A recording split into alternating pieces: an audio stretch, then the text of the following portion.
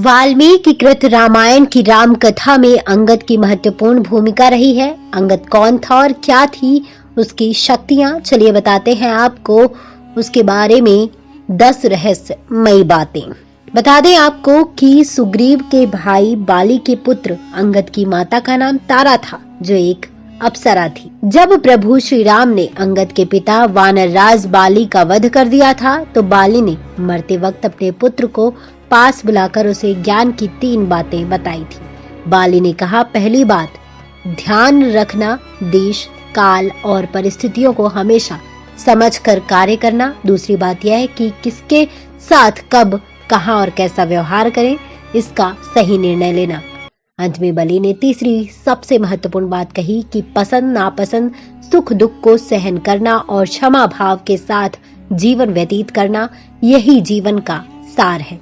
बाली ने अपने पुत्र अंगद से ये बातें ध्यान रखते हुए कहा, अब से तुम सुग्रीव के साथ रहो और हमेशा प्रभु श्री राम की शरण में रहना। वे त्रैलोक के पति हैं। बाली के कहने पर ही अंगद ने सुग्रीव के साथ रहकर प्रभु श्री राम की सेवा की। अंगद ने प्रभु श्री राम के द्वारा सौंपे गए उत्तरदायित्व को बखूबी संभाला। बाली वध के बाद सुग्रीव को किष्किंधा का राज्य मिला और अंगद युवराज बनाए गए। बता दें आपको कि अंगद भी हनुमान जी की तरह पराक्रमी और बुद्धिमान था। हनुमान जी जामवंत जी की तरह ही अंगद भी प्राण विद्या में पारंगत था। इस प्राण विद्या के बल पर ही वह जो चाहे कर सकता था।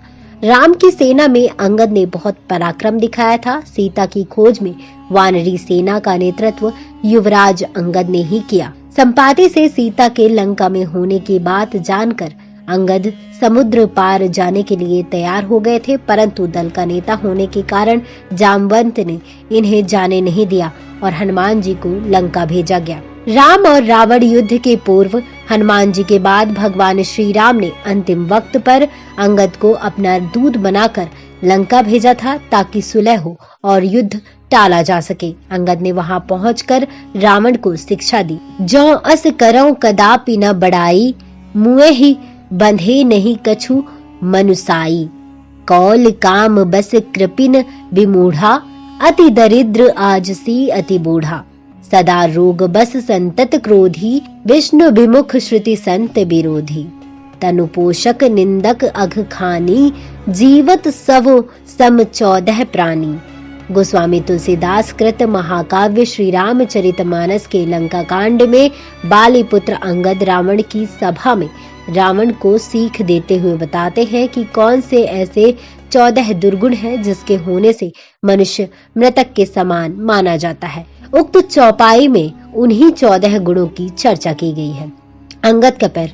रावण ने भारी सभा में अंगद का अपमान किया तो अंगद ने भी रावण को खूब खरी खोटी सुनाई, जिसके चलते रावण आग बबूला हो गया। रावण ने कहा कि यह क्या उच्चारण कर रहा है, यह कटु उच्चारण कर रहा है, इस मूर्ख वानर को पकड़ लो। तब अंगद ने कहा कि मैं प्राण की एक क्रिया निश्चित कर रहा हूँ। यदि चरित्र की उज्ज्वला है तो मेरा यह पग है। इस पग को यदि कोई एक क्षण भी अपने स्थान से दूर कर देगा तो मैं उस समय में माता सीता को त्याग करके राम को अयोध्या ले जाऊंगा। अंगद ने प्राण की क्रिया की और उनका शरीर विशाल एवं बलिष्ठ बन गया। तब उन्होंने भूमि पर अपना पैर स्थिर कर दिया। राजसभा में कोई ऐसा बलिष्ठ नहीं था जो उसके पग को एक क्षण भर भी अपनी स्थिति से दूर कर सके।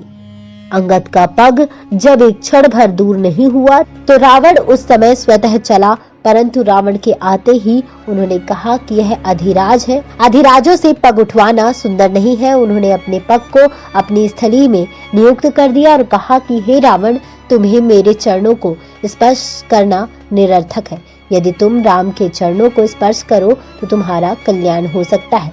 रावण मौन होकर अपने स्थल पर विराजमान हो गया। चलिए बताते हैं कि अंत में क्या हुआ। लंका विजय के बाद रावण मौन होकर अपने स्थल पर विराजमान हो गया। लंका विजय के बाद श्री राम का अयोध्या में राज्याभिषेक हुआ। इसके बाद सभी कपिनायकों को जब विदा करके भगवान श्री राम अंगद के पास गए, तब अंगद भगवान से बोले, हे नाथ, मेरे पिता ने मरते समय मुझे आपके चरणों में डाला था, अब आप मेरा त्याग ना करें। मुझे अपने चरणों में ही पड़ा रहने दे। यह कहकर अंगद भगवान के चरणों में गिर पड़े। भगवान राम ने उन्हें हृदय से लगाकर अपने निजी वस्त्र तथा आभूषण अंगद को पहनाए और उन्हें समझा बुझाकर किष्किंधा के लिए रवाना किया।